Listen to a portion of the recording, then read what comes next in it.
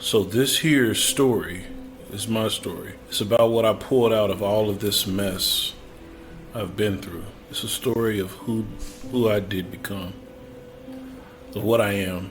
A few years ago, I worked at a car dealership for new and used cars. I was 33 at the time and was doing well at my job. So I wasn't top sales guy, but I would have been.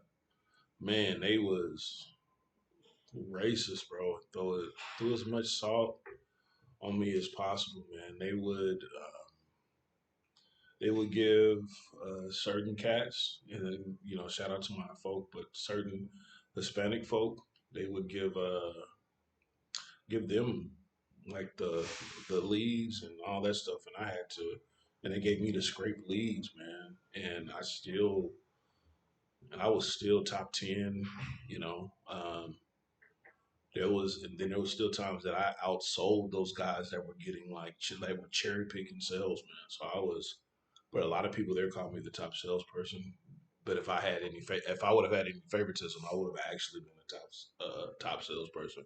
I don't think I cleared 10 grand there, but I cleared 6, 8, you know, 8 a month. Not every month, of course, but top guy was clearing 10, 15, which is not a lot in Cali for selling cars, but it's a decent amount. It's above average. I eventually became the top salesperson and one of the most respected people there. There was also a woman named Chloe who worked as an administrative assistant for the company. Beautiful, tall. So this is, warning, warning, simp mode, simp alert, beta mode, alert. Alert, alert, alert. Looked like a black and Hispanic Drew Barrymore, and I think I fell in love with her beauty. But at first, we were just really good friends. Now, I want you to imagine, I don't know, you have to go look it up, but imagine Drew Barrymore at her peak in beauty, and this girl is Hispanic and black, 5'11", super curly hair, decent sized boobs, nice round butt, very pretty, very smart, very soft spoken, and even had a small lisp like Drew Barrymore. And they were beautiful, fun, funny, very open listener. We meshed really well. Friends, the kind of friend who you have long. And we talked about everything. And this is on the job. This wasn't like after hours or anything. This was on the job, so it was passing by. But she would bring up the guy she was dating, and she would bring up just little tidbits, and we end up talking 15 minutes here, 15 minutes there, and I really started to become fond of her, um, but I was really focused on trying to quit that job so I could go pursue singing. Like this was the last job I ever had. This was the last job I ever had. At the very so I mean Uber's a job too, but I mean like actual compensated 2 week checks type job. Long, deep conversations about life, thoughts, religious beliefs. We even talked about more personal things like sex. We talked about everything. And she really looked. Nah, and I don't think I know. Yeah. And the only reason, and to be honest with you, they were both very very pretty women. The only difference was she was tall, 5'10", and the other girl was short, like 5'3". But the biggest thing was attitude. Um, her real name is Chloe, but Chloe was Chloe didn't have a bad attitude. She was just very chipper, very very feminine, very feminine. The other one was she had something to prove, man. I mean, beautiful with a fat booty, but she had something to prove, man. And I was done with that. And I watched her date this other guy, a little 21-year-old kid, um, and she brutalized this dude. She acted like she didn't like him. She acted like she wasn't in love with him. And I'm like, I'm not dating somebody that's gonna act like I didn't exist after we dated. I'm good. I'm not gonna pretend that game with anybody. Listen to me, you know, and she really did listen to me. And at this point, I got her number. I wasn't even like I planned on asking her out, but there was nothing.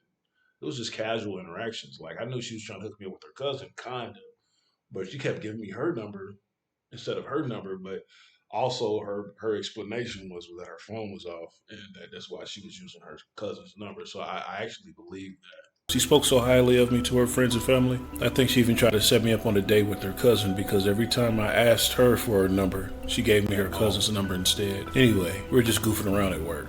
We were friends and that was it. And to be honest with you, I wasn't interested in her cousin. At the end of the day, so mind you, my college experience, I went to Walden for 2 years, and then I transferred to UMKC for business, and I loathed every second of it.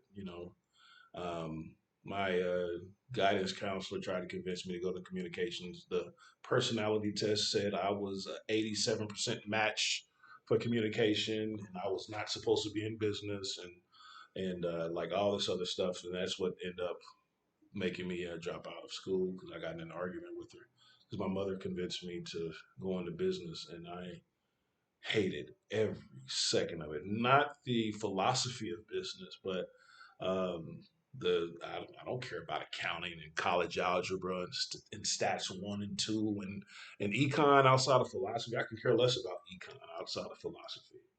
I was very focused on my own things. The itch to go on my own started to bug me.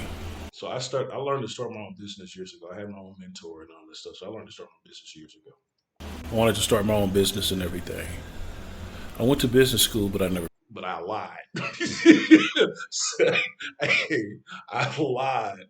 I lied my ass off. When people asked me what, I was like, yes, I graduated, until about 4 years ago. Um, I stopped lying. Like, because I realized that it actually took a major toll on my soul, man. So I stopped lying, and it's just, and that's really the biggest start when I started purifying myself, man. It was when um, like this year I've lied 8 times, 8 or 9 times. Last year I lied 7 times. The year before that I lied 4 times.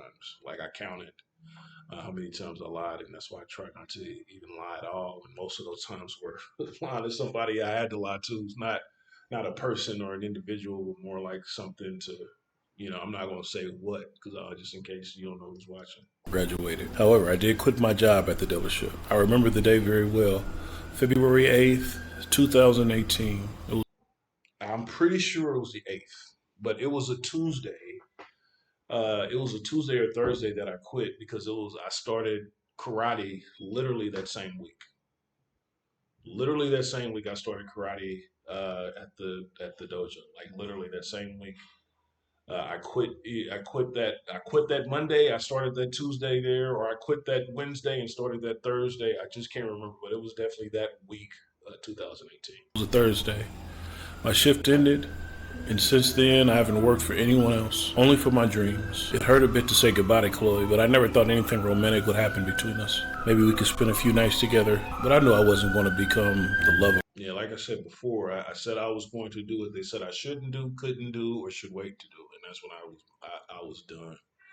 I knew I wanted to sing. I knew I wanted to sing after that. I knew it. Her life, and she might not be mine either.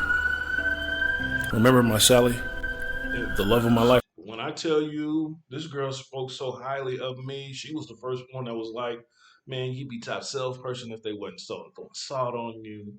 You should be a GM here. I mean, hyping me up. Oh man, I'm so blah blah blah. I mean, I still even went up there to see her when I would get my oil change, and I hated working there. I would go up there to see her. I told you about a few chapters back. She was already married to another man. I was shattered, but I was trying to move on from all of that. I started working for Uber to make money while spending as much time as possible going to therapy, hitting the gym, practicing, and my singing. And when I say shattered, shattered. Um, the motivation to be a better person after I found that stuff out, man, it was brutal, bro. Like it was brutal. Crying, crying, crying all the time, dude. Like sad, man. Because it was like, how could she not even just, it was, how could she not even say goodbye? And she still hasn't. We haven't spoke since. We haven't spoke since that, since she got married. Actually, before that, yeah. So it was brutal. game. I dedicated almost 40 hours a week to singing because my dream was to become a famous singer, and I was So this was probably the first time that I've considered killing myself that hadn't to do, I guess, per se with my mom or my family or anything like that. It was I was losing it, man. Like I really was, and I knew I needed to have somebody to talk to because this stuff was eating me up, man. So uh, I started therapy. Um, you know, Medi-Cal pimping. Sorry for whoever sees this. I didn't pay a penny to go to the therapy. I went for free. sure I would make it. But the only thing holding me back was myself. So I knew I had to fix everything. So I never really wanted to be famous again because I was kind of famous in Kansas City, you know. And by kinda, I mean a lot, you know, as much of a local celebrity as you can call it. You know, I hung out with, well, you name it. Um, but I really wanted to learn how to be the best version of myself, and I really think that to my mentor previously, that showed me that made me confront stuff to be a better man. You know, he really did. Thing that was wrong in my head first. I spent 2 long years doing that, practicing singing and going to therapy. I was basically tearing myself apart and putting myself back together again. But it was worth it because I'm finally in the best shape of my life. 120 pounds lighter, my voice